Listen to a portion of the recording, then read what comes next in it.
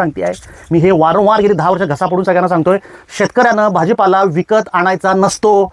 भगवंतानं सुंदर रानं दिलेत, इथंच टोकणा, घरात बाहेरचं घाण विषाचं आणून कुठं खाते तब्येती बिघडवत आहे. 2 गोष्टी यातनं महत्त्वाच्या चर्चेतनं आल्या.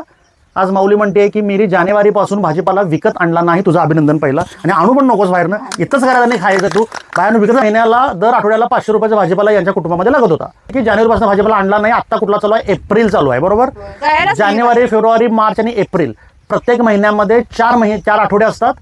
3 महिने 4 त्रिकम 12 आणि आता हे 20 तारीख ओलांडून गेली आहे म्हणजे 3 12 आणि 3 15 आठवडे झाले यांनी भाजीपाला विकत आणलेला नाही. 500 रुपयाचा भाजीपाला आठवड्याला गुणिले 15 15 75 7,500 रुपये यांचे वाचलेत. ते बघा अजून जूनपर्यंत जाणार पुढं.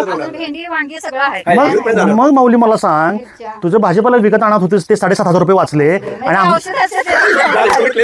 औषध आणले 4,000 रुपयाचं आणि भाजीपाला आणले 4,000. उलट फायदा वरचे पैसे दे मला पहिला.